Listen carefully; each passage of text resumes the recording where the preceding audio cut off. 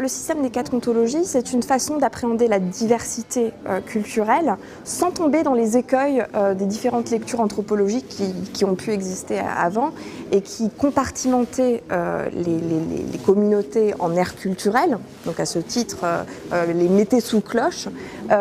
ou qui opéraient une lecture hiérarchique évolutionniste de l'espèce humaine, c'est-à-dire qu'on lisait les différences comme des étapes distinctes que devait franchir l'humanité pour arriver à un autre point, ou alors peut-être la démarche qui a été la plus salvatrice pour réhabiliter les savoirs qu'on appelle les savoirs locaux, c'est-à-dire les savoirs des populations autochtones, c'est celle de l'ethnoscience, mais qui encore donnait lieu à une hémorragie de connaissances sur les savoirs, et donc on avait du mal à comprendre qu'il puisse y avoir une synthèse qui s'opère entre tous ces savoirs, toutes ces façons de percevoir la nature. Donc les 4 ontologies, c'est ça, c'est une façon de distribuer dans 4 catégories la variété, la diversité des cultures humaines. Alors pour ce qui est de son origine, il est important pour ça de retracer un peu le parcours ethnographique de Philippe Descola. Donc Philippe Descola a fait un terrain de 3 ans parmi les populations hachoirs de l'ensemble Jivaro en Amazonie, de 76 à 79.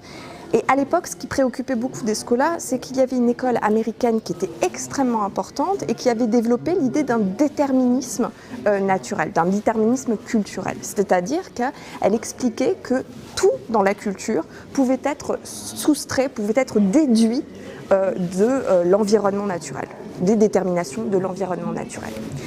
Donc Descola a tout simplement essayé de mettre à l'épreuve cette théorie, et pour cela il a choisi un groupe qui est à cheval sur 2 écosystèmes, un écosystème aride où le sol est acide, où il y a peu de gibier, et un écosystème au contraire où il y a beaucoup de gibier. Donc a priori, si on suivait la thèse déterministe, on aurait abouti à deux sociétés qui auraient été distinctes sur le plan culturel. Or ça n'était pas le cas.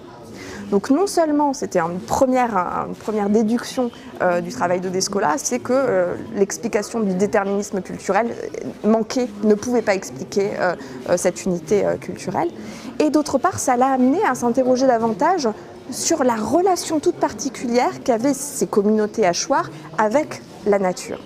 Et en tant que telle, ce n'était pas du tout une nature qui était distincte de ces sociétés. C'était vraiment une nature qui participait de l'économie sociale. À ce titre, il remarquait que les femmes se comportaient avec les plantes sous un mode de consanguinité, c'est-à-dire qu'elles les considéraient comme des filles, alors que les hommes se rapportaient au gibier sous un mode de filiation, d'alliance, c'est-à-dire qu'ils les considéraient comme des beaux-frères.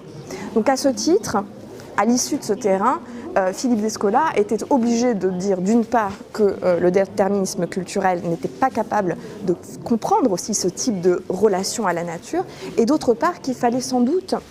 mobiliser au lieu du clivage nature-culture, un clivage qui lui semblait être plus universel et qui était intériorité, physicalité. Et c'est à partir d'intériorité et physicalité qu'il va composer ces 4 ontologies.